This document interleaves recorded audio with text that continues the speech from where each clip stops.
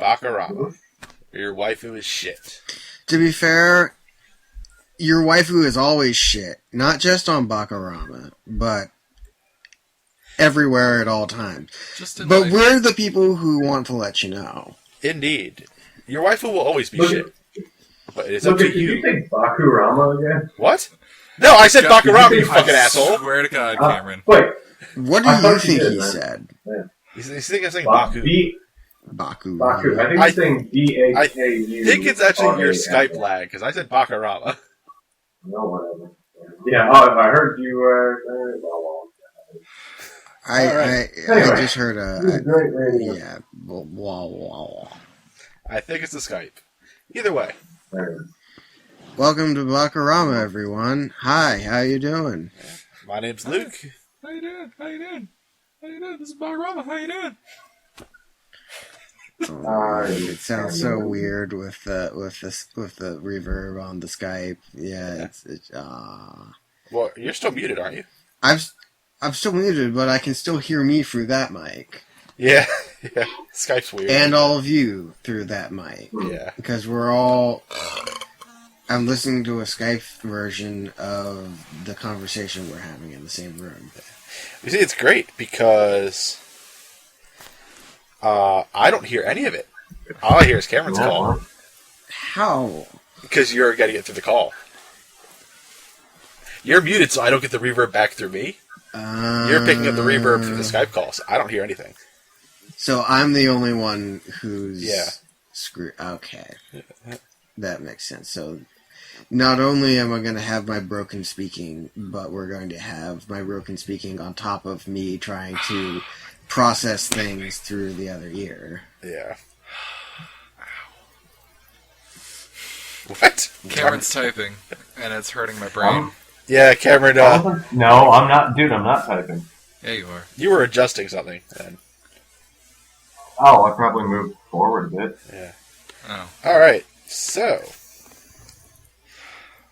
I guess, are we just gonna just keep rolling like this, or what? Or should start the actual podcast We should stuff? introduce ourselves. I attempted to do that 3 fucking times now! Go ahead. Oh, well, I said my name. Anyway. Hi, I'm Cameron. Hi. Only I'm 2 Dan. people left! Don't all of us jump on it at once. Hi, I'm Dan. Yeah, my name's Tyler. And together we form the head and the arms and the body of the horrible mech robot that is Bakarama. And we spew fire and destroy your waifus and everything. Honestly, I kind of think of, like, what you're describing as, like, Voltron, like a Voltron toy, but slightly melted, like it's been left on the dashboard for a bit. Yeah, all right, like it still kind of works. It's like but not faded really. colors. Like, it's just a bit off. Like, No, it's that fucking dub show we watched at Otakon last year. Oh yeah. Which one? It wasn't last year; it was the year before. But oh, it was Combattler V. Combattler V. Combattler V. Combattler V. It was last year because that was my first Otakon. I've only been to 2. So it was last year. No. It was. Okay. I've only been to So 2 it was Otakon. technically last year because we went to this year's, but Yeah, I understand what you're saying. Yes. you made my brain break, and that's not cool. Hey man, I like my brain. Hey man, you love my brain. It's broken now, and you broke it. Go get the super glue, man. So we're supposed to talk about something on this podcast, right? Yeah, that's the general idea. We're supposed to talk about something. I've heard it was something maybe about Chinese cartoons. Yeah. Yeah. Well, I was going to say... Oh, yeah, next time you give me homework, make sure the homework is given to me a bit earlier than the night before. Yeah. It makes it easier. Listen, we gave Well, you to be fair, you have a backlog of stuff you've watched that you probably have an opinion on you can share. I do. So that's basically all it was. We're looking for watch something and have an opinion. See you Friday. Strangely enough, I did watch I watched some stuff, but none of it anime. So I watched American movies, which is good. Well, It's a documentary about making an independent film in the Midwest during the 1990s. Did the movie have anything to do with anime? It had a lot to do with alcoholism Well, and eccentric characters, so a little bit. did the alcoholics have a waifu or something? Maybe? Did they, I'm trying to make it easier for you. What he's saying is it doesn't tie into our motif. Yeah. Hey, we can wedge it in somewhere. I think that works. yeah, but this is supposed to be our first episode, and we're supposed to talk about anime. Oh, is that our first episode now? Yeah, we scrapped the last one because it was a clusterfuck. Yeah, it was... Dude, I'll be honest. I don't think this is going to be our first episode either, dude. This is going to be like... Well, not with that attitude, you negative Nancy. Yeah. Oh, to be fair, if I don't have someone trying to correct me for saying a word that I said right both times... No. You did not say that right the first time. I'm sorry. No, we were here. Maybe. Anyway. I don't think the person on the Skype call should be the judge of proper wording. There's too much lag involved. So, for those of you at home who are completely and utterly befuddled by the situation, Why are you listening? why are you listening, first of all? Go home. Yeah, they're probably already home. That's probably why they're Go listening deeper to into the us. basement. I've never felt the unsub button hit harder. So, Bakarama, this Voltron-like entity that we have described before, is actually 3 parts of the Voltron sitting in a room with a mic, and then the other part of the Voltron on the other side of the world, where it's a different day and a different time. Cameron, where are you? I'm sitting on the floor of my room, leaning against my rolled up futon. In what country? What? No, I'm in Australia. Yeah, I wasn't paying attention. I was looking up how to build your own vocal booth. Why would you do that now? Cameron. It seemed like a good idea. Remember when we talked about commitment and all of that? What commitment means is that we're committed to the idea of, hey, this is a podcast about anime. We're going to talk about anime. B, we're going to talk on the podcast about podcast stuff and worry about the sound booth stuff some other time when we're not recording the podcast. Yeah.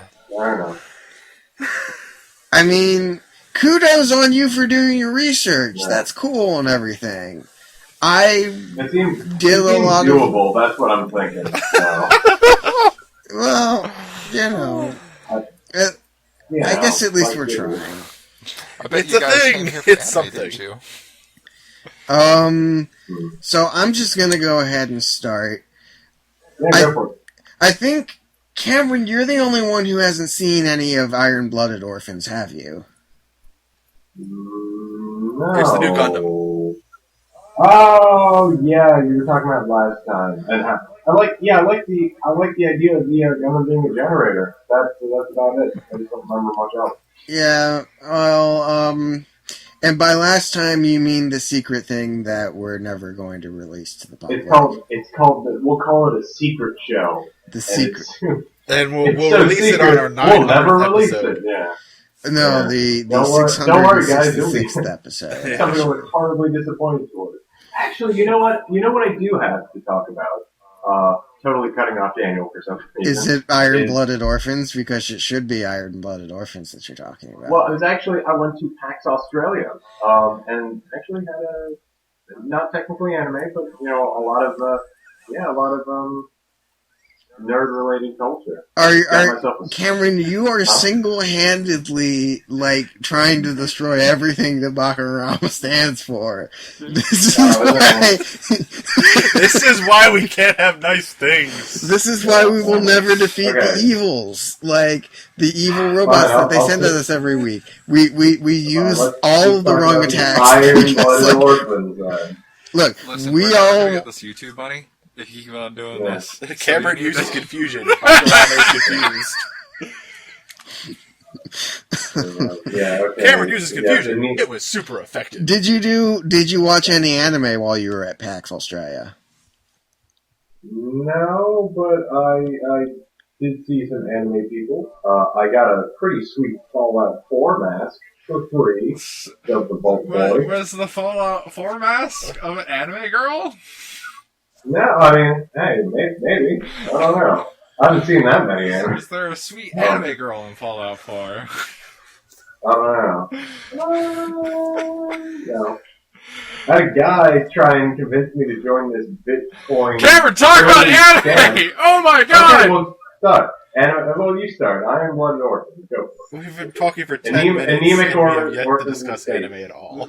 Do we want to restart the podcast? And No, just keep going. We can edit all of this out. No, by we you mean Tyler can edit all of this out, and Tyler's going to be Dude, spending days editing all of this out. Days. Yeah, Whatever. Anyway, just go. I guess we should have gotten in contact with you earlier about watching anime. Yeah, that was a thing we should Yeah, have done. a little bit. Though, to be Yeah. fair, I gave you a pass last week to watch stuff. And apparently you you did, still yeah. haven't used it. There, I was busy going into the perspective. So, anyway, anime. Daniel, start. Go. You have things to talk about. I don't. I don't have anything to talk about. Let's start anymore. talking about Iron Blood. Alright, so Iron Blooded Orphans, probably one of the best shows of this season. Arguably, anyway. It captures that good old-fashioned Gundam feeling that pretty much every Gundam show has. And it does it pretty well. I really like the setting so far. I'm excited to see where else the setting's going to go. Space, apparently. Space, yes, but it's, it's different planets. You got Mars, you've got everyone still back on Earth, and the people on Earth are kind of like all PC, and they're like, hey, we don't like things that the government's doing, and how the Martians are being treated. We're gonna protest, and take off our clothes, and protest. And Yeah, then that was the people thing, on wasn't Mars it? are like, hey, everything sucks. People treat us like shit because we're orphans and space rats and stuff like that. And so, life is hard. But, yeah. What else about it do we like? Well, they have an actual integrated fighting system in the cockpit, or at least a piloting system, where for once they actually show you a little bit more of what goes into piloting these 15-story behemoths. The integrated system that they have in there for the pilots, or like they have like an actual electronic thing on their spine is Yeah, the pretty cool. Spinal Tap. That's cool. Yeah, it's The Gundams go up to 11. yeah, these Gundams go to 11. And, Hiro Yui clone, he... Mikazuki. Oh my god, why did I... Mikazuki's a badass. Mikazuki is a Hardcore badass. believer in the double tap. He is a hardcore believer in just being a badass. Oh, like, and, no, keep going. no, not when you do that. I broke the flow of the conversation. I'm just gonna go. Anyway, to catch the viewers up to speed, this is the fall 2015 season, and we are about like 5 episodes into the season, right about. Yeah, about that. I think we're on episode 4. And for those of you who have never watched a Gundam, it's a show about giant fighting robots in space, usually with 2 sides that are called Zeon and, help me out here. Zeon and the Federation are the typical Gundam sides, though if you go by Wings Universe, Gundam's one of those fun things where they like to split into different multiverse theories, just like DC or Marvel, stuff like that, where not all Gundams fight Zeon. They have the Gundam Wing series, which they fought against, Gundam Wing fought against, there was the There's a Principality. bunch of them. Trey's Yeah, there were several and, things. They Lady were On and all they that. were fighting like one organization, and then one organization turns out to be another organization in disguise. The Rockefeller There's the Federation. Foundation. And it's like Yeah, this pretty much. dude is like creeping in on this territory and all kinds of political intrigue and stuff like that. So Wings is honestly not a very good example to use. And to be fair, But ultimately, it is one of the best known Gundams yeah. because Yeah. of its American debut. Hey, as look, Leader man. Tsunami. like we kind of touched on in Secret Episode, my frame of reference for Gundam is Gundam Wing. That's all I've really seen. I've seen a little bit of the first series and maybe like 12 seconds of Seed or whatever the one is where they're on Chibi. Let's not get started on Seed. That bullshit. No, let's get started on Iron Blooded Orphans instead. Yeah, now let's talk about Iron Blooded Orphans. Like, so when I say Hiro Yui clone and Relina Peacecraft clone, we can all kind of figure out who those people are. Relina Peacecraft clone is the, she leads I believe the Mars Freedom Movement. Basically, yep, we want independence. They're the ones who are arguing peaceably diplomatically for Mars to be free. And she's like an Earthling diplomat, and she's not even so much. She's a diplomat, but she's like in the same kind of Relina Peacecraft vein, where she's actually the daughter of a politician or a diplomat, and she's just kind of like jumping on the boat and being all like, parading for the rights of people. Rah. I am Relina Peacecraft. And so we find out pretty early on, like in the series, by the first episode, that she doesn't get to have an easy job, like, or an easy time. Oh no, her dad hired an army to kill her. Like, it's spoiler warning. Like, what I really like about her character is in the same Relina Peacecraft kind of vein.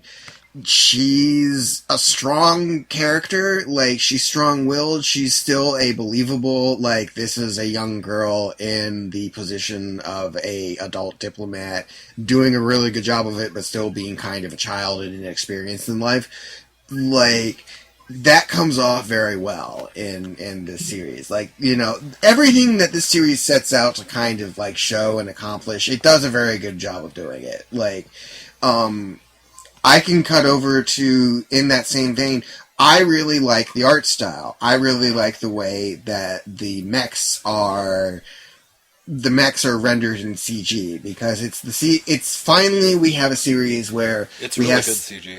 Yeah, they do a really good job blending the CG with the animation, so without actually really looking at it, you can't really tell. Like, you do have to, like, look for it, and that's something that is not very common in a lot of mecha anime of this day and age. Like, we have so much CG, and a lot of it is so jarring, and it looks obviously like CG, but in this series, it looks great. It's perfectly blended, and again, unless you're looking for it, you won't be able to tell. What else do I like? We like the implant concept. I'm a consumer whore, and I want the toys and the model kits, like, immediately. Yep, and they're coming. Gunpla has already, if you watch it on Daisuke, you would have seen the commercials for Gunpla for them. They have them, and they're pushing them hard. Well, that's great. Like, I mean, and I will absolutely buy those model kits and those toys when and if I have the money. Oh, yeah. So, like a lot of modern series, I've noticed that there is kind of a slice of life kind of filler aspect to it, but it's really tolerable. Like, I'm not really, like, taken out of the series in any way. Skip. Yeah, I don't really think it's so much slice of life as they're more trying to tie the mercenary organization to the community, show that they actually are really, really based in the everyday lives of the surrounding area. So they do have kind of slice of life in it, but it's in a way that connects with the story well. Yeah, like, it's not just, hey, we're throwing in slice of life to have something. It's not, hey, we're a military force, let's go to junior high now. Yeah, isn't that great and refreshing? Like, we actually have something that's not about school. And the prom's tomorrow. Galahorn's attacking us and the prom's tomorrow. That would be the better work of your joke. Yeah. Fair enough. Are you ready, Talking Mikazuki? I was born ready. Speaking of him being Talking Mikazuki, or whatever his name is, let's just get this off our chests. Like, we're probably going to butcher a lot of names. I will probably not. I am fucking awful at names. I tend to pick something like, I like to call Shinji, I like to call a lot of MCs, male MCs in robot anime Shinji, because they're all whiny and they all need to do a little bit of whatever they need to do. Like, they start whiny and then they're badasses, but not really badasses. So they all get called they Shinji. start out as little bitches and get better. Except for Miki, because Mikazuki's fucking badass to the bone to begin with. So he doesn't get called Shinji. He gets called Hiro Yui Clone. Yeah. And like, right down to the way that, like, his expression doesn't change very much, and his eyes don't move a whole lot, and he wears, like, a jacket that's way too big for him, but he's just like, pow, pow, pow, pow. Like, he's really well designed. And we touched on this a little bit before, like, how the main characters are kind of split into two people. Right, that you have Orga, which is basically the brains of the operation, and you have Mikazuki, who is basically the action. So you have the careful plotting, planning, behind the scenes character, and you also have the one who is out and about with a Gundam smashing people's heads in. Yeah, like, they even go as far to have him, like, Orga, or whatever his name is. You just said it. It's Orga. It's Orga.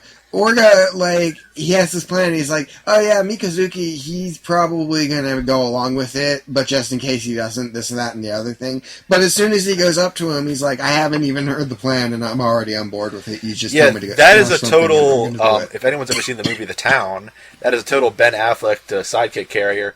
We're gonna go hurt some people. You can never ask me any questions, we can never talk about this again. Whose car are we taking? It's literally that line, only animated. Yeah. It's pretty awesome. I seriously hate Hitler-chan. He needs to go as soon as possible. If you guys, it's the guy with the. You will know when you see Hitler-chan. Yeah, if you guys watch this show, or you're going to watch this show, you will know who Hitler-chan is. And if you don't watch this show, then you can just skip over the part where we talk about it, or be really mad because we spoiled it for you. But that's okay, because if we haven't... No one listens to us anyway. No one listens to us anyway, and if we haven't made you mad already, then we haven't done our job. We get paid for this? We do. I thought we did. Probably. Alright, so that concludes our segment on Iron-Blooded Orphans. You know, I don't necessarily think that we have to, like, close out a segment or anything like that. You'd have no way of going on to anything else. So instead, we're going to cut to, so the other series that I have watched, that I think that most of us had watched other than Cameron, is, Comet Lucifer. Ooh. Yeah, that's a fun one. It's very, very bright. Yeah, it is very bright. I'm a little less impressed with it than Iron-Blooded Orphans. Yeah, it's definitely not as good. It's still fun, and it's still something to watch, but I would still recommend it, but definitely not Iron-Blooded Orphans. It's a very different, even though they both have mechs, it's a very different type of show. Very, very telling of, like, how diverse you can get with mecha anime, but only so diverse at the end of the day. Yeah. So what does this series remind you of the most? Right now, from this, I'm looking at its poster, and jumping out at me is like, what was that? What was that one where it was mechs on surfboards? No, what was the one where it's mechs on surfboards? Eureka 7. Yep, that's it. Yeah, but that's just from this one poster. It reminds me of. I could be totally wrong. Going into it, like, you know, the tone reminds me a lot of the beginning of Gurren Lagann, and like, a lot of the stylistic choices and things like that kind of look like the same thing. If I'm not mistaken, probably most of the staff is from there because they take a lot of the choices from that show. I don't know that that's necessarily the case. I think there's no other way for us to know that unless we actually go ahead and look it up. But I've always called that Eureka 7. Hey, look. Yeah, Eureka, that being said, I think it does kind of hit you over the head with we're taking a little bit from Gurren Lagann. It has that same. It does have a very definite feel. That's what I thought. Hey, it's Gurren Lagann. It's the whole whimsical techie fantasy thing, like future fantasy or whatever the fuck they're gonna call it, like or whatever the fuck they call it. It's a geological dream. It's like right down to like the way the costuming is done for Sogo / Shinji. I have him marked down here as Sogo Shinji. Yeah, he is Shogo. So it seems interesting enough. To be honest with you, nothing about the story has really grabbed me like that. Yeah, hard. the more and more I watch it, the less the stories really grab me. It's more just the fun energy and the light, the bright, shiny colors. Yeah, like I really like the city that it takes place in. It's Paradise Isle or whatever it is, or Indigo, or it's such with an I. I think it's Indigo. Italy. I think that's Indigo unimportant. Plateau, I think that we've already made someone mad by not immediately knowing what it's called. But that's okay. It's really pretty. It looks it reminds me like of Europe, or like Europe meets like a South American city or something like that. Like the scale of the actual city itself is really well depicted. Yeah, I'll give it that. It's a very, very well scaled area, though. Talking about scale, certain distances they travel in a matter of seconds versus here's the scale thing. is Distance and spatial relations are something that do not exist in this show. And I've noticed it as you go on. There are many instances where it's like, wait, how far away is he? Or how far did they travel in this thing that is now much bigger than it was like 2 seconds ago? Like, if you watch episode 1, there's a point where they get ran off the road on a motorbike, well, a hoverbike, whatever. But it shows them falling maybe 100 feet, 200 feet, and then it pans out, and they go about 5 miles. Yeah. Into a crater. It's like, wait, how did that work? It might not have been the best, like, spatial relations plotted out series in the world. See, here's where people are going to come with the coma theories. It's got enough to it that it's still kind of entertaining if you suspend your disbelief. But if you're someone who is a stickler for realistic representations of life in anime, then this is probably not for you. You will find plenty to not like about this. Speaking of things that I don't like, Magical Moe Girl. That makes vegetables dance. Yeah. She has a really neat hairstyle. She does. But the whole, like, everything's new to me. I'm like a baby. It's kind of grating to me, honestly. Well, like, it's getting a little better as you go on. Episode 5, at the end, she digivolves to the next level, and where she kind of has more cognitive abilities. I've noticed that, and I did get to that part, and I'm hoping she stays like that, because the whole, like, Yeah, that was kind of like, yeah, we get it, you're new. And I also like how the dad just gives 0 fucks about this sudden stranger who appeared in their house, the giant mech that destroyed their ceiling, not once, but twice. And that turns into a rock seal whenever it's not a mech. And that none of this was ever reported to the local authorities or government agencies. Hey, a missing child. We should take this to the police. No, we can't do that, son. That would be against plot. Speaking of plot, one thing that I like about it is the fact that no one actually pilots the main robot. That's kind of interesting. Yeah, it's Sogo can summon it, but it's totally autonomous. But that's the thing that I actually don't like about it, is that it feels like he has to activate it with the Triforce, and it only works when he's in the vicinity of the thing. It feels like kind of a cheap plot device to me. Like, it's like, we did something somewhat interesting, but we didn't really justify it very well.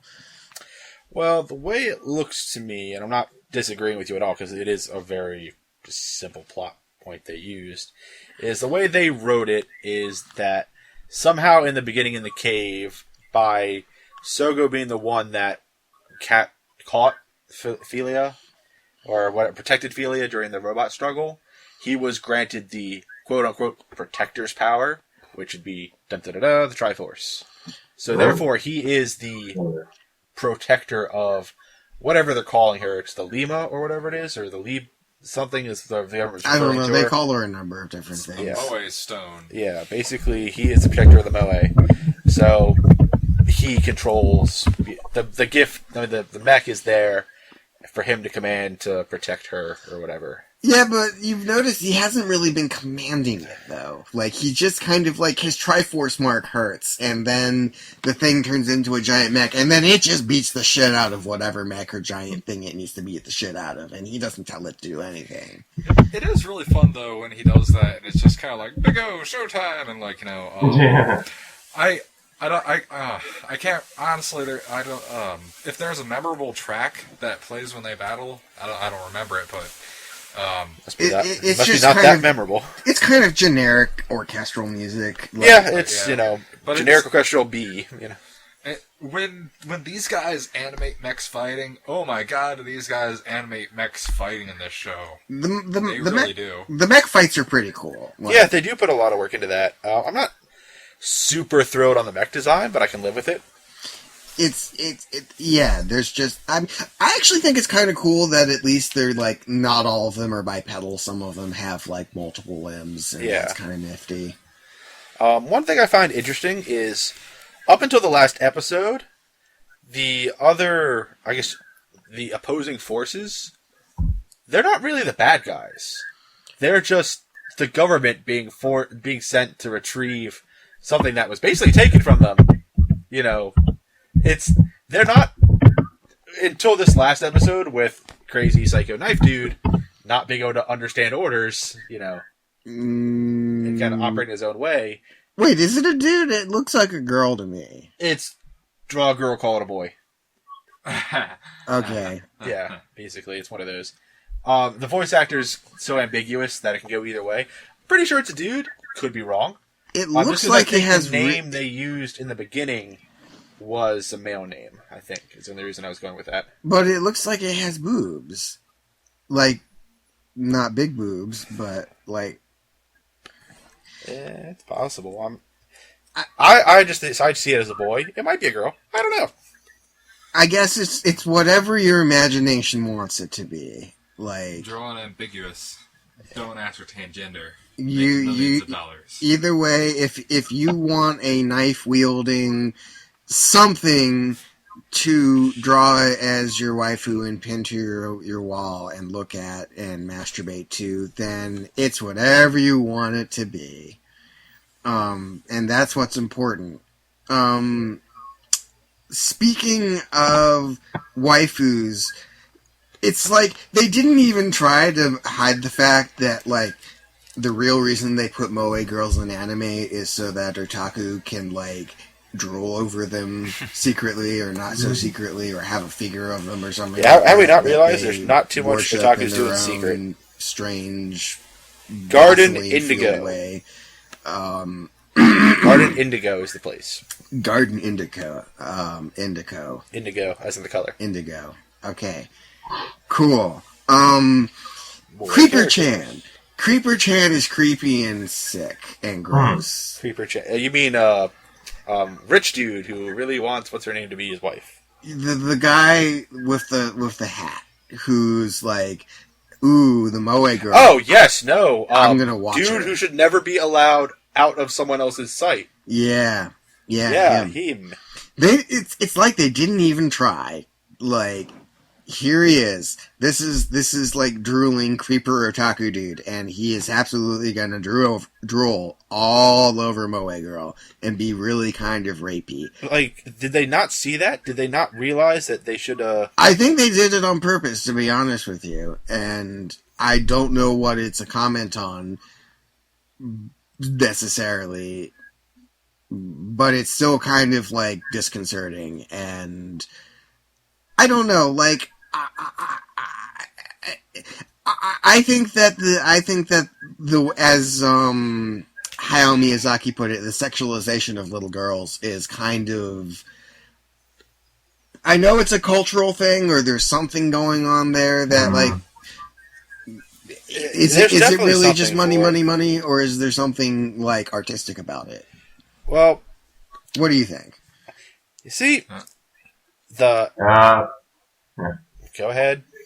You know, you're getting into dangerous territory here. Yeah. It's going to the danger zone. The industry as a whole is filled with these things we call perverts. And all they want to do is make their fantasy come alive. Yeah. So is that what it is? Is it really just commercialism? Like, but then what's the point of having, like, I mean, he's kind of like a bad guy, but isn't he kind of representing your fan base a little bit? I mean, is that just off the wall for me to say, or is it? Well, a lot of it's probably a parody, so to speak. A lot of anime artists do like to show, like, hey, here's a character. We're gonna really bump this meter up to 11 because it's funny. He's gonna be such your typical otaku fanboy that it's gonna make you go, ha ha, I see what you did there. I've seen depictions of otaku, and by otaku I mean the Japanese definition of otaku, not our definition of otaku. I've seen plenty of depictions of them, and them be kind of parodies. I think Occult Academy, weird that we would go back to Occult Academy, had a couple of otakus depicted in it, and they were obviously funny. Creeper-chan in Comet Lucifer isn't really funny. Like, he's just kind of gross. Here's the thing. If he's a parody of an otaku, they've made him to be a bad guy, and they've made him not very funny. Like, I mean, what do you think? Yeah, no, I personally can't stand that character, just because it's OCC. I don't like those type of characters that portray just because it's fucking creepy. It's like way too, like, dude, go stay like 100 yards away from any school you ever go on. The thing I don't get about this character is, like, Philia exists for like one episode, and suddenly he's like, I must have her, like, you know, and I'm like, wait, where'd you come from? We never met you before. It's kind of like that sort of thing. He fulfills a role. It's just like there is not a great reason for him to do that. Oh no, wait, they bumped into him at a hot dog stand, and that's about it. Like, yeah, he randomly meets them in episode 2 at a hot dog stand. And then he turns out to be like super hacker dude, like, yeah, who's got some weird lolicon obsession with only her. You don't see him harassing any other little girl. It's only the magical girl. Well, doesn't he kind of notice that she's magical right off the bat? And that's another thing. How does no one else notice she's magical? It's like people notice that she's magical and it doesn't bother them. Like, it's like you made shit fly. How did you do that? Yeah, he's the only one who sees it as a special thing. Everyone's just like, oh, so you unlocked your core early. Yeah, we're still working on ours. It's like, does this bother no one else? Like, are you not flabbergasted? Like, why are the laws of nature being broken? I mean, I guess it's kind of the same thing with, like, the spatial relations things. Maybe the laws of reality just do not apply in this world. Planet Gift, isn't it? In all honesty, they haven't. Another nitpicking it with the show. They haven't really fleshed out the world at all as far as what's normal in this world. So far, all we know, it's normal for mechanical robots in the city to go on a rampage. Because, hey, no one bothered to investigate or catch the serial hacker who destroyed 90% of a town to try and catch a lolly. You know, and they actually mentioned that, like, something like this happened before, and it was complete and utter chaos. Yeah. It's like, did they not, like, hire Scotland Yard to, like, investigate after that shit happened? Like, he's not very he's pretty conspicuous. Like, yeah, he's not trying to, like, hide his steps or anything. He even has windows to his hacker domain that he opens to watch as the cable that he's somehow, like... Well, I want to say the cameras are more town security or something like that. There's this town Overwatch that he taps into. But if that's the case, wouldn't you have some kind of access point where they're like, hey, this camera was accessed from Point Alpha. Let's go find out what happened at Point Alpha. It looks like he's such a good hacker that he covered his tracks. Yeah, but he literally broke into like mission control. Like that's where he took over the town's infrastructure. That he was taking over the town's infrastructure from the control center of the town's infrastructure. Yeah, he was in a control building. It's like, why was there no staff? Why was there no, like, even if a dude went on a coffee break, someone would come back in and go, what the fuck? Dude, hiding in plain sight, bro. They don't look where you expect them to look, man. Oh, no, watch, no he's a one would fucking hide in town that executive. building. Yeah. He's probably in charge of the whole infrastructure, and he's like, oh, Larry's having a fucking bad day. Leave him alone. Turns out he's the mayor of the town. Like, I can do whatever the fuck I want. You can't do shit. I'm Skeevy Mayor Man. Yeah. Let me skeeve all over your pretty prepubescent boobies.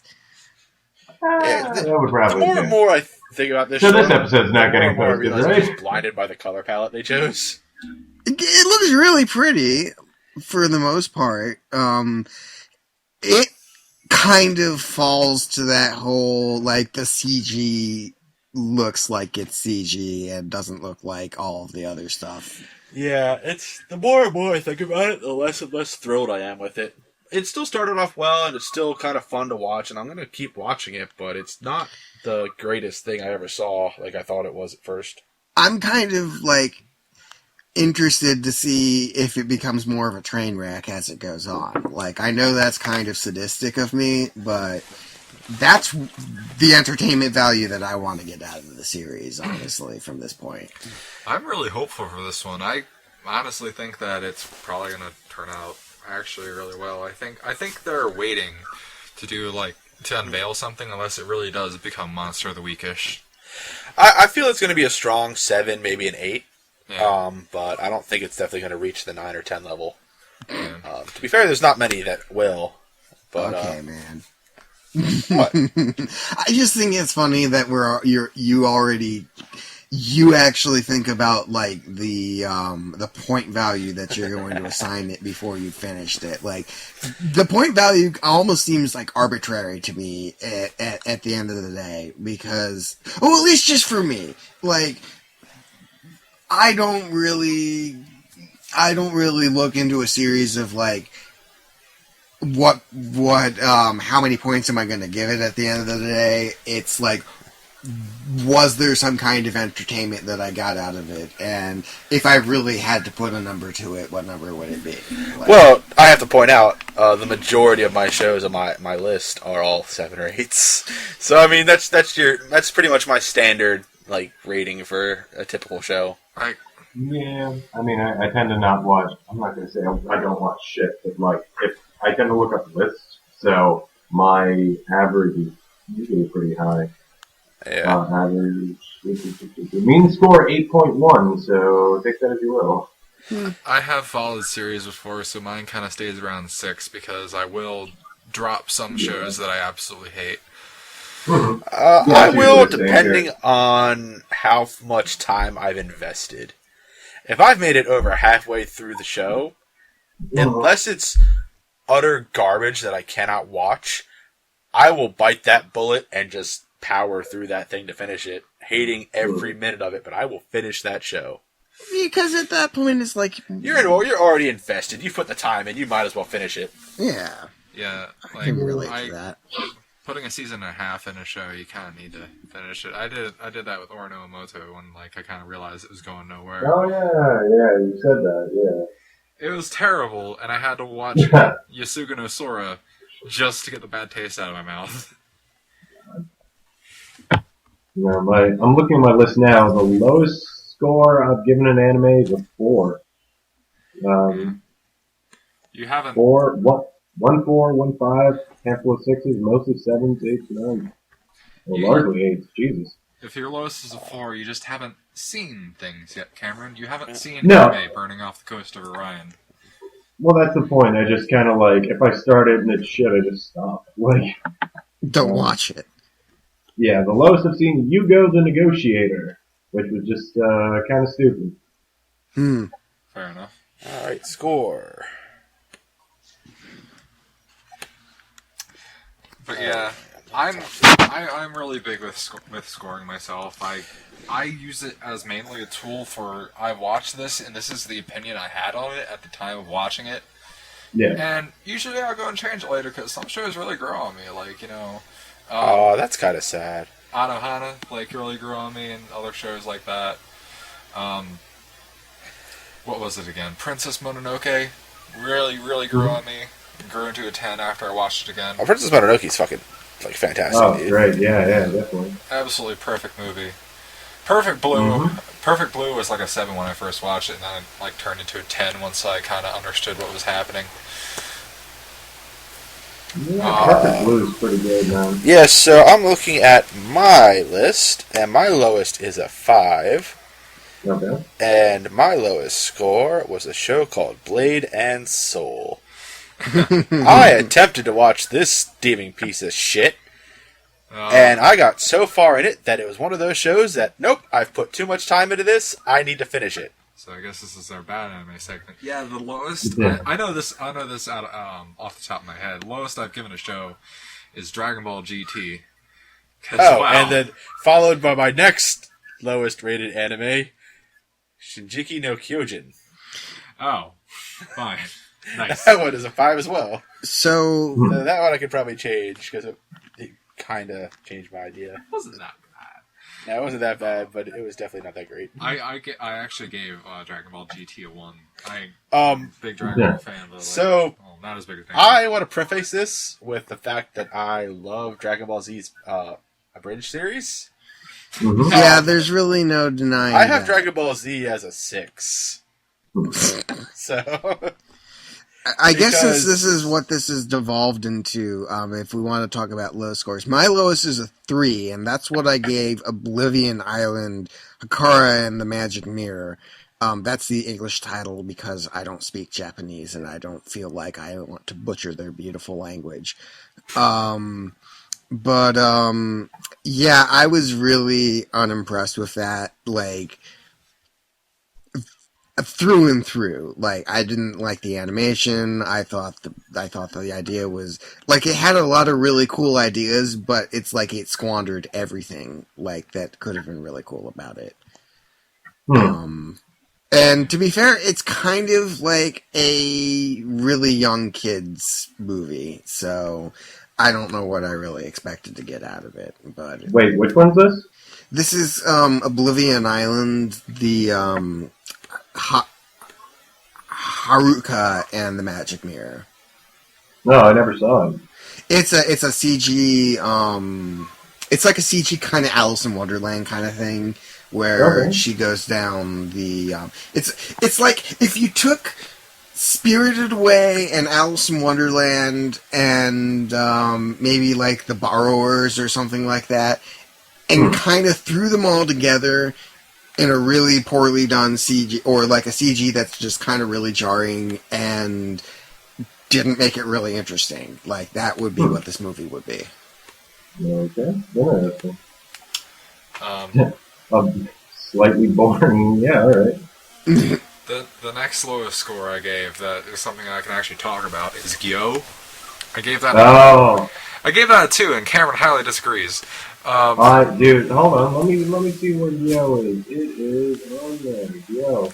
Oh, I'm sorry. It must be higher up than I remember. Oh, is there an 11 on this now? That's right. I also have another really low one. It wasn't on my list originally. I gave because Yo I an dropped 8. it. I thought it was pretty good, actually. I liked it. I like the adaptation. You need to suspend your disbelief, but I thought it was a decent improvement on the original manga, and I like the manga. So, yeah. I to be honest, I read the manga.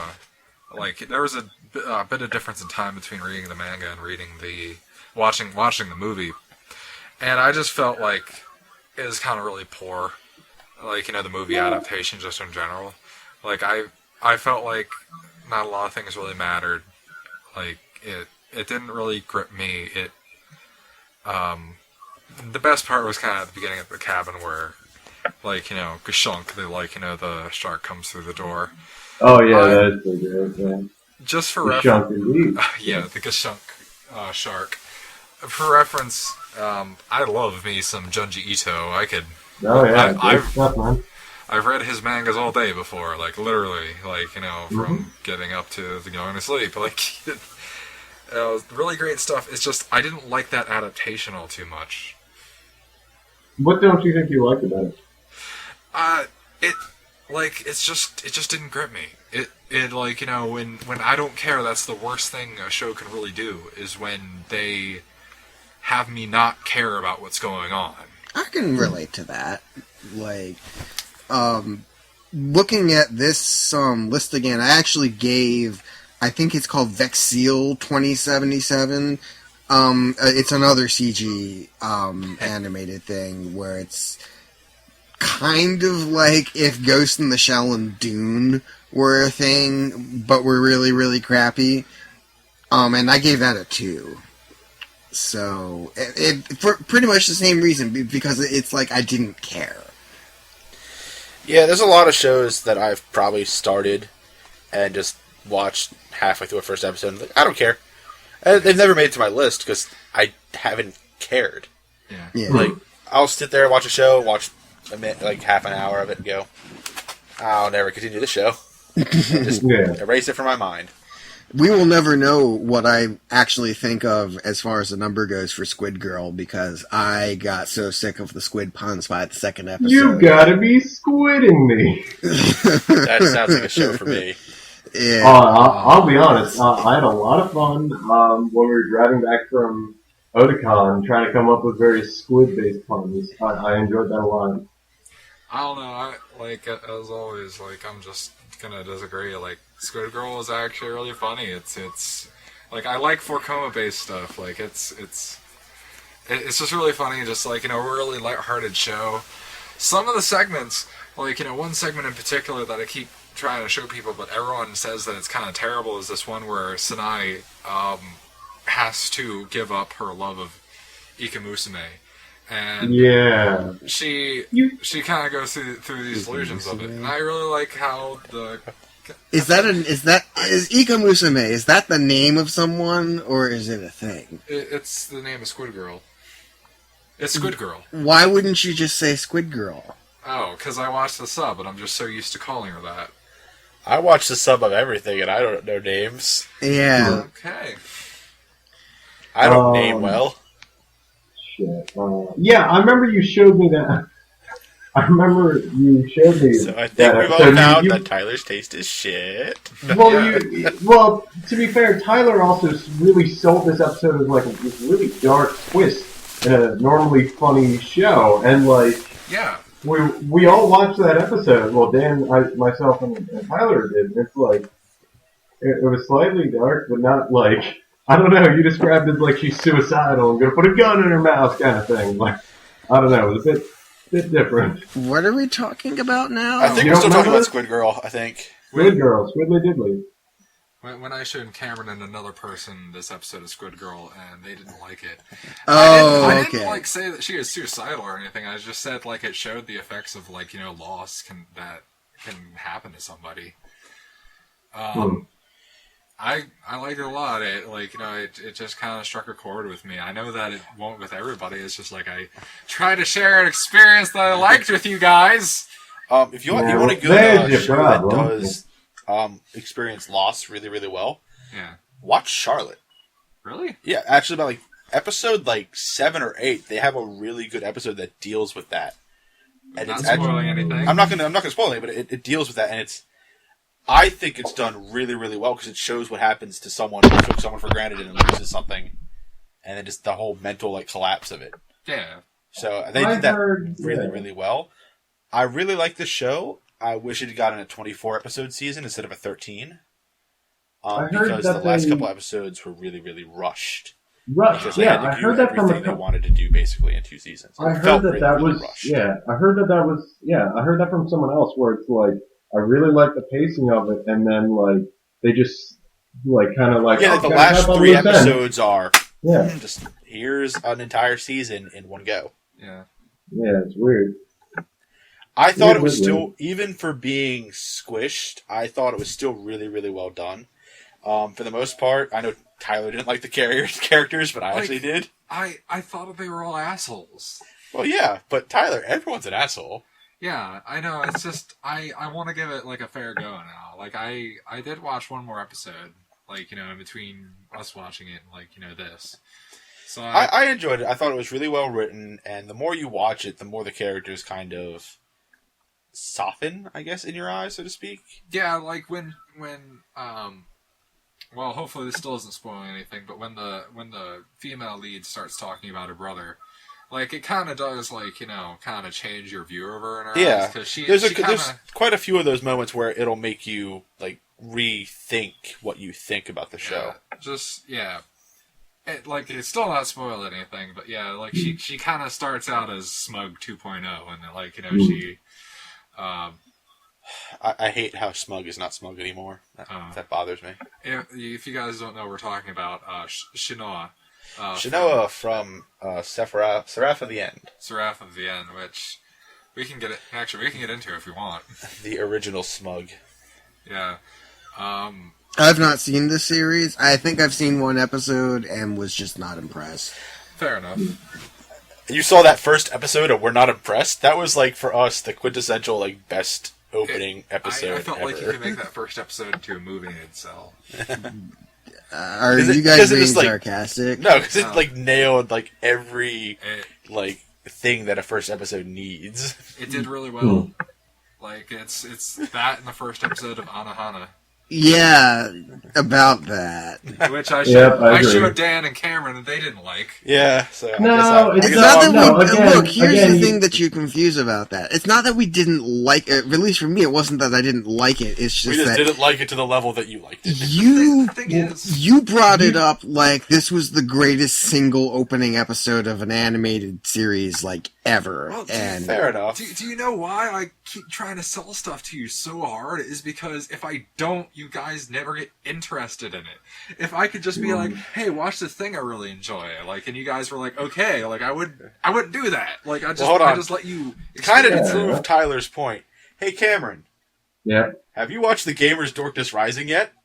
I haven't. I have it on yeah. And then let's go on about that, because I said, it's like, oh, dude, I have that. And you're like, I don't, like, what? Oh, yeah, you still haven't watched it? Blah, blah, blah. It was alright. And so it's like, well, it's also like, well, why would I watch it now? Because you don't remember anything from it. So it's like, I remember everything about that movie. Oh, okay. Fine. Yeah. But it's something I've been telling you to watch for, like, literally 3 years, and you still haven't watched it. So I understand Tyler's point about having to overhype stuff. Excuse me. Hold on. No, it was way longer than 3 years, okay? Get off your high horse. I'm sorry. Yeah. I'll get on my higher horse. Yes, yeah. You get your stilts on and get back on that horse. Hold on. Tyler, bring me Carlin's horse. Oh. How poor for you, Arslan, going to die on the ground like a peasant. I'm Carlin's horse. I am so confused right in now. like the second or third episode of Arslan, Legend of Arslan, we found the smuggestly drawn horse ever, and it happened to be ridden by a traitor. The smuggishly... The smuggest horse ever. The smuggest horse ever. Like, it was on the field, like, where is my monocle? So, can... Don't look at me, please. So can the thumbnail for this video be a smug horse? Like, not that smug horse, because that would be copyright infringement somehow. But, yes, like, just a smug horse. That's fine. That's not... That's But it was so obviously horse smug right to me, now. I had to stop the episode, go back, and show Tyler the smug horse.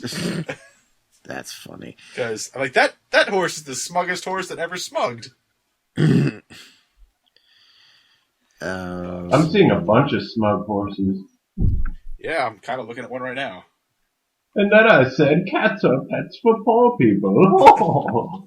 It's like, alright, that's kind of funny. So what else? Cameron, you don't count because you haven't watched any anime. Alright. Yeah. Alright, so I could talk about Genius Party and Genius Party Beyond if you guys want. Oh, dude. There's not... I have them, have not seen them. Did you like them? He has them. I like them all right. Like, I like some of the segments more than others, but like, for those of you listening, both of these are, they're okay. They're like the Animatrix. They're shorts. They're shorts compilations, and they're all the shorts are done by different people. But Speaking of that, I still need to watch Memories. you still need to watch Memories. We should That's talk about Memories. Oh, wait. There's- No, you haven't watched it. Fuck. we should wait until you watch it so that we can talk about it in more detail, because that would then be something that we've all seen. But needless to say, of all the shorts compilations I've ever seen, Genius Party and Genius Party Beyond aren't the greatest. I like some of the segments better than others, but other than that, like they were pretty decent. So I would actually recommend watching them. You know what I would actually recommend you guys watching, because I'm sure none of you have seen it, is Tokyo Babylon. And the reason I mention it is it's pretty old. It's very 90s. You've been talking about Tokyo Babylon for a while, actually. Well, the thing I like is the guy who did Akira did the last short for that, and that's a really cool one where it's about like an automated city building machine. And Cool. it is really cool. And when they send this person, they're like, "Hey, why is no one responding?" And it just kind of like keeps building a city in one direction. And it's really well done. And honestly, I really like that. Don't get me wrong. Some of them there's no real point to them, but they're nice to look at. So yeah. But I recommend, and it's on YouTube if you look hard enough. So. Yeah, that's the thing that I wanted to say for those listening. It's Genius Party and Genius Party Beyond are both on Netflix. Oh, cool. Yeah, so, speaking of Netflix, apparently their new creator was talking about how they're planning to actually fund a lot more anime in the future. Let me see if I can find the article. I'm The not new surprised. They make creator so much goddamn money. One of the new owners or whatever. The CEO or whatever. Yeah. Let me see if I can find this article. While you're looking for that article, is there anything that you've watched in the past week or two that we have not seen that you would recommend? That I have watched stuff that you have not seen, but me and Lucas have watched, and Lucas can even watch them without me. I could talk about any of those. Go for it. So yeah, I'm almost finished School Live. I and- have seen part of that. Yeah, you've seen part of it, and I'm just gonna go off the basis here. School Live is the show about well, I'll just spoil it since you didn't know it at the episode 1, and if you have not watched the first episode of School Live and are now heavily interested, stop here and go watch that shit. It's the show about these four girls who are really moe, and they have fun, they go around school, but are actually trapped by zombies. And when I say moe girls and zombies, you have an idea in your head. You're thinking, oh no, this zombie saw my pantsuit, whatever am I gonna do? No, these girls get you see people get ripped to fucking you see these zombies with gore all over the face and the skin falling off and I won't say who, but you see a person turn into a zombie, and it's just fucking horrifying because they're going into pain for about 8 or so hours. And it's this really kind of turned on its head kind of anime, about moe school girls, just being in school and they're terrified of these fucking zombies. And it's just it's this really great show. Actually pretty realistic too. I like shows that are based in reality almost, where they're we have these supplies that we need to go get. It's not just they're going someplace else because the plot demands it. It's we need to go here because we're running out of food, because they foreshadow that, and they talk about how they're running out of hardtack and things like that. Oh no, our valuable hardtack. Our hardtack supplies are low. But yeah, that's the thing. That's the only thing that they had to eat, like, for like a couple episodes before they went out to get more food. What about rounds for our musket gun? Yeah. And That's the joke.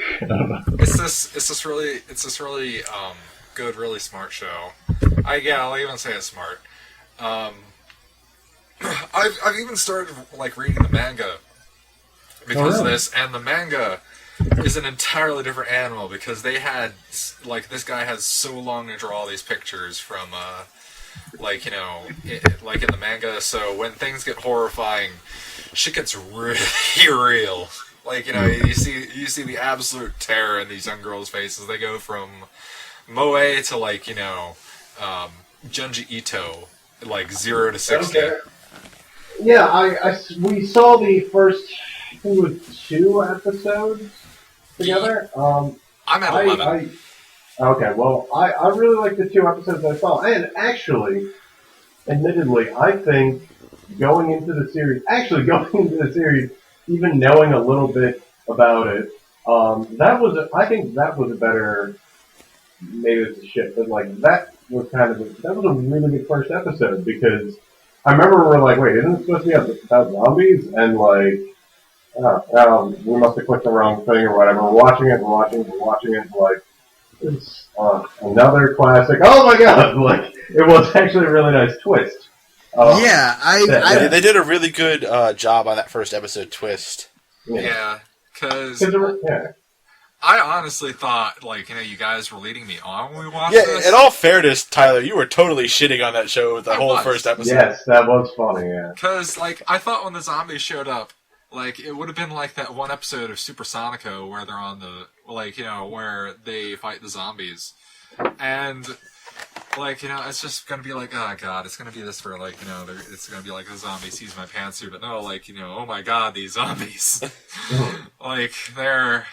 Like, oh, hold on. Horrifying. Let me shut the window. The breeze is blowing in. Yeah.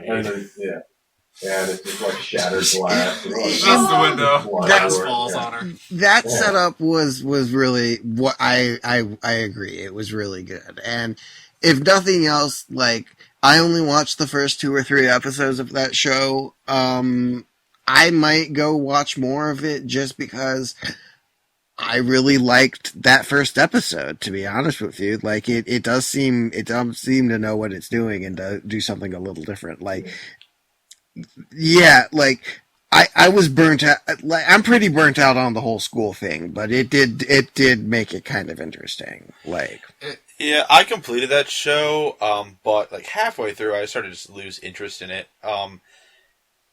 They didn't really do anything really that new. Halfway through, they started falling back on the whole trope. Yeah, like slice of life, like high school or school life kind of tropes. And the zombies almost didn't even really factor into it until like the last couple episodes, and it's just like I kind of like the second season of Walking Dead. Oh, you mean people arguing sometimes zombie shows up? Yeah. Arguing that zombies show up. That's that's interesting because slightly off topic. So Walking Dead, right? They fired the original director who had got the entire the series really off the ground, did all the hard work, got famous. They cut the budget, made it so that I think it was a much larger chunk had to be shot indoors, and like this is the number one. It was like a top rated show for AMC at the time, I think, where it was like, hey, great job. We're cutting your funding. We're firing your director. And you need to film more indoors. So I read the first 3 trades of The Walking Dead. The farmhouse is like, it's really short actually. It's like they heal the kid up and then like, okay, on our way. And the characters play a bigger role, but like, dude, there wasn't any of this like, oh, I'm a pacifist, I don't kill zombies, or oh, rape. Then you die. You know, that's how this works. So fucking stupid. Like there was really much more interesting things later on where like it's this guy who really helped them out and has all these skills to like help them to live sustainably, and then when they reach the prison, that's cool. So they're like, oh, we have a perfect place. We can start growing things in here. So they convince the people from the farm to go to the prison, and then things start happening at the prison, internal conflicts. What is it? There's a guy who's insane, starts killing people. There's a bunch of people end up dying, and like when in order to take control, the main character creates this like basically his dictatorship and like sets examples where he hangs this guy from like a flagpole and like shit like that. And the farm guy's like, dude, like, I think some of my family members are dead here. You promised me a mistake. We were fine on the farm. Like, no one was fucking with us there. And now I've had like multiple family members killed and my rights taken away. What the fuck? Like, I don't want to be here anymore. Like, it was this interesting division. And like, I don't think, admittedly I haven't followed The Walking Dead super close, but I don't think I really touched on that as much. Like, I don't know. I mean, I've watched most of it so far. I'm not quite caught up in this season, so that's something that I need to do. But, it's like Walking Dead for me is one of those shows that I always catch up on a lot later these days, which is neither here nor there, to be honest with you. I'm trying to figure a way that I could segue into talking about anime again now that we've been talking about Walking Dead. Yeah, about anime. Isn't anime pretty great? There's waifus, and then there's That's not a segue. That's not a segue at all. That's a segue. That's like a hoverboard. That's not boo! Boo! Like, I don't care. I'm Kool-Aid Man. Boo, Wendy Testenberger. Boo. Boo. In this anime podcast. God damn it. Boo, boo, Wendy Testenberger. Boo. Fair enough. But anyway, Lucas, why don't you talk about a show that you've seen recently that we have not? Yeah, weren't you looking something up? Oh, right now? What was I looking at? Oh, yes, Netflix. Apparently Netflix has put aside like it's either $1 million or $1 billion. No. Wait, you can't tell the difference? I need to go back to the... $5 million. You took too long, so I lost the article again. $5 million will Lucas, from like one or two. Yeah, Lucas, let me put it this way. They're not the oil industry. They make a shit ton of money, but I think it's $1 million. Although if it's $5 billion, hey, okay, they can fund it. I don't know. Just a thought, could be wrong. $5 billion on original content. It's a B. Oh. That is a lot but that's of shows. that's original content. That's not that's not just anime. Yeah, he's hopeful that with time Netflix will produce an anime show. They are actually also showing a lot of exclusive stuff. Isn't like Tales of Knights of Sidonia? Yeah, they have Knights of Sidonia, and then the Seven Deadly Sins, the anime adaptation, is on there exclusively. Oh. And they're actually they've revealed that who doesn't know the show Precure? I don't know the basically show one of the original like magical girl shows. Okay. Oh, Pretty Cure. Oh, okay. Yeah. Here they have it listed as Precure, but it's coming out as like Glitter Force under Netflix. Glitter Force. What? Smile Precure. Glitter Force, Defenders of Bubbles. What? Yeah. Once upon a time, there was a kingdom of fairy tales called Marchenland, where many fairy tale characters lived together in joy. Suddenly, the evil Emperor Perrault made an invasion on Marchenland, stealing its queen in the process. Marchenland? M-A with the hyphens over it. R-C-H-E-N-L-A-N-D. You mean Martian? umlauts? Yeah, whatever the fuck those things are. Marchenland. What is it? But there's an R after it. Marchin? Marchin? I don't know. I don't want to. I never knew how to pronounce Martian? umlauts. I don't want to I think umlauts just shorten the word, doesn't it? No, umlauts. Or does it elongate them? It's a different sound. If it's the two dots, then it's like a slightly different enunciation of the sound. And I was never able to really get that. Anyway, because it's just another magical girl show. Basically, Okay. It's one of the originals. Great. That's now streaming solely on Netflix, and also they've they're going to be also the sole title holders to Gaman Sakurai's anime adaptation of the book or the manga Ajin Demi-Humans. It's AJIN? Yes. Okay. I read like maybe the first volume or two of that. It sucked dick. Like, kind of a cool premise, but, it was like, I'm a kid, and, oh, I'm awesome. Oh no, I find out I'm immortal, and, agents are really hard to kill, and people are scared of them, so, oh no, I'm on the run from the government. Oh, with my best bud, oh, standard anime bullshit. Stop a girl from getting raped, she joins our party. But we encounter other agents, and it's like, but like nothing fucking happens. Like, it's boring as hell. And, yeah. Yeah, well, either way, that got an adaptation. It's coming as a movie, thank God, not a show. Alright, well, but yeah, that's a thing. Okay. Yeah, sounds like dog shit, but it could be great, who knows? I mean, there's potential there, but they need to, unless it really picks up in the last volume, I don't know if it's gonna be good. That's Yeah, I've never read it. It's on Crunchyroll manga. I just never bothered to read it yet. I haven't actually done... Well, I don't really read manga very much anyway, but I have definitely not looked at any of the Crunchyroll manga stuff. I'll be honest, that's all I read.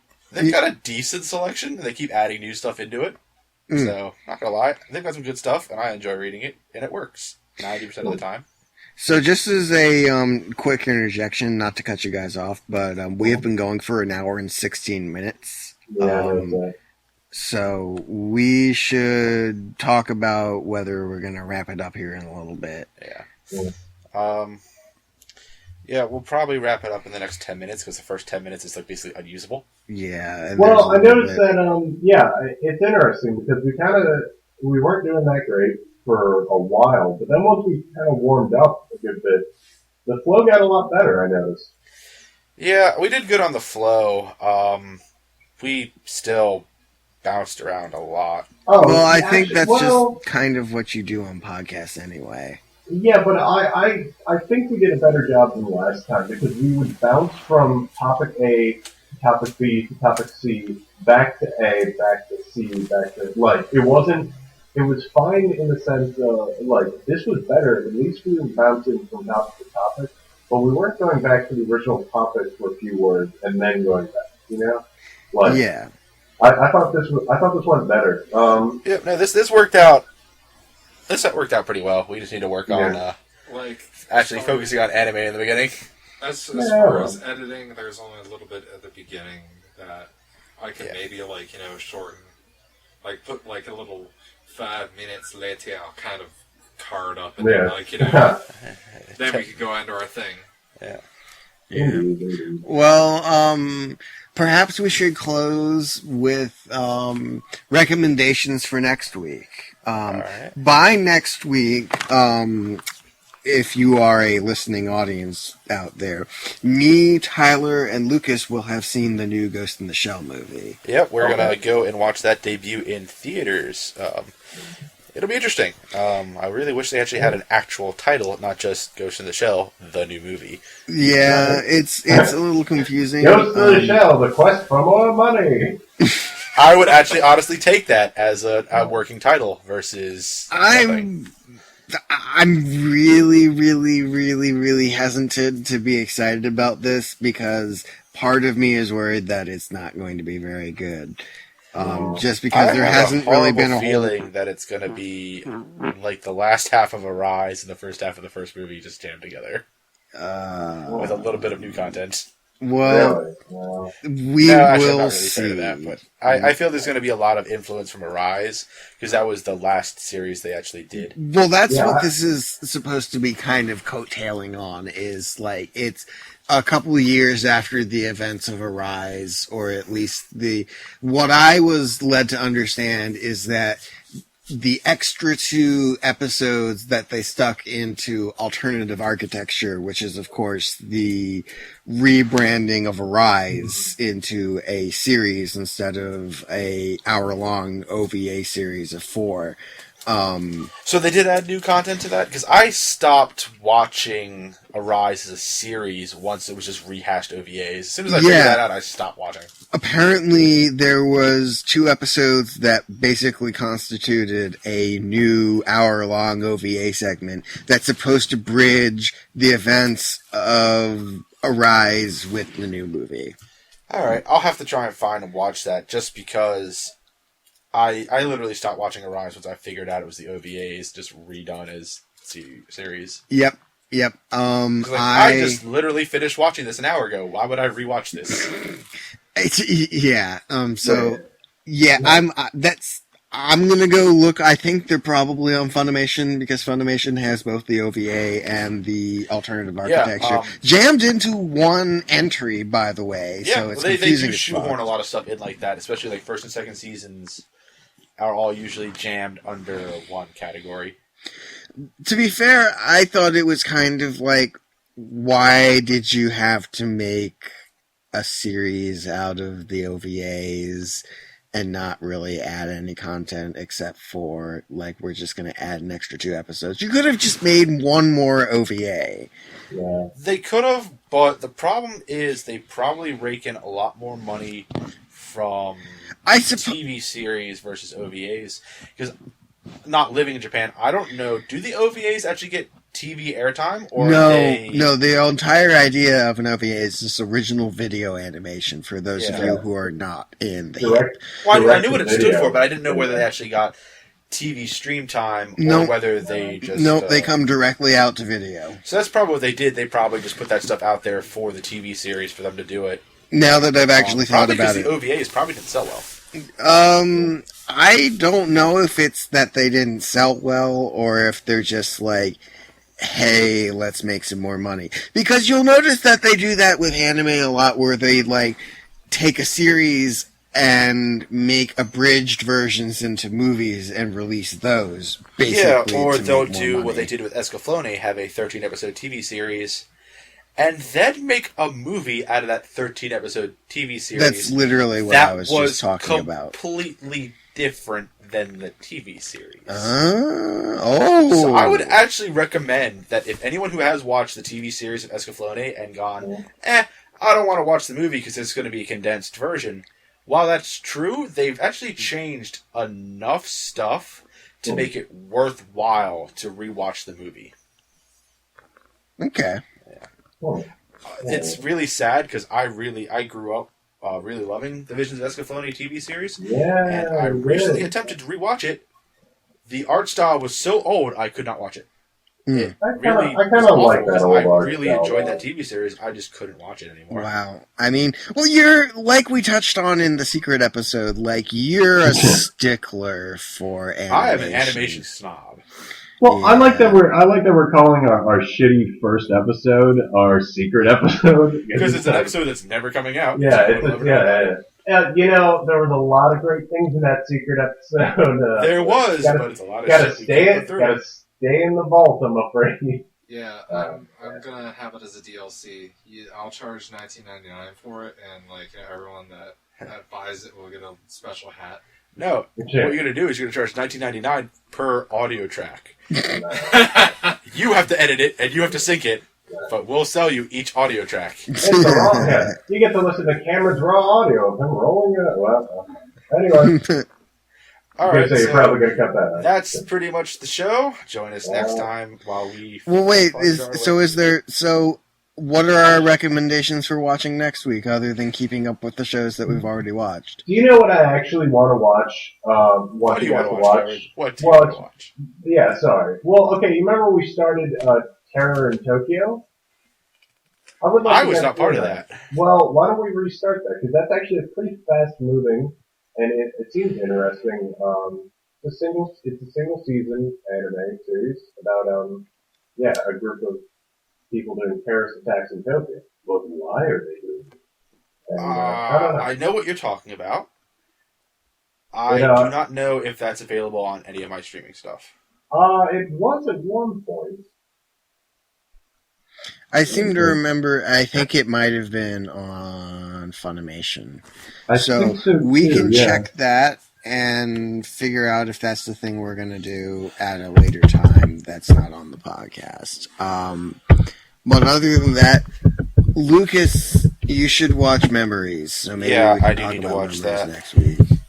And what was I supposed to watch? I already watched Comet Lucifer, so that's that. Funimation. Terror in Tokyo. Nope. Yep, it's on Funimation. What? Sorry, it's known as Terror in Resonance. Oh, yeah, that's It's as Terror in Tokyo and Terror in Resonance. that's a different show. Okay, yeah, that's on Funimation. We can watch that. Okay. Cool. So yeah, we can watch. You can watch Memories, and we can watch Terror in Tokyo. Well, I'll probably watch both. To be fair, Yeah. All I right. watch a lot of shit. Well, that sounds like we've covered our ass for the homework segment of this show. And with that, this has been Bakarama's hopefully first episode that might not be our secret episode again. This may be the one we Hey, actually put out there. Thanks for listening. Why are you still here? If you made it this far, Yeah. you must have had nothing. They're to do. invested. They're invested in this. You made it- They're you made it this far, masochistic is I'm what they probably are. disappointed. All right, you guys see you next week. All right. Bye, everyone. Sorry for... Remember, your waifu is shit. And so is ours. And so is ours. And I can't stop. All right. Well,